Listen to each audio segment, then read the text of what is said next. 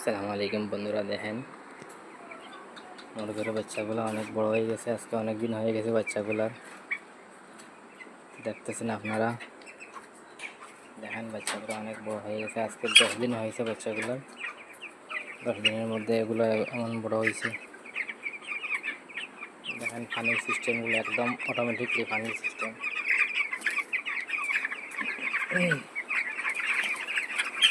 এখানে 1300 বাচ্চা আছে। ধীরে ধীরে বাড়তেছে বাচ্চাগুলো।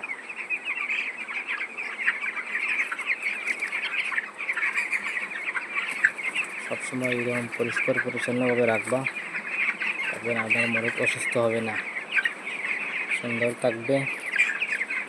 সবসময় পরিচ্ছন্নতা রাখবেন।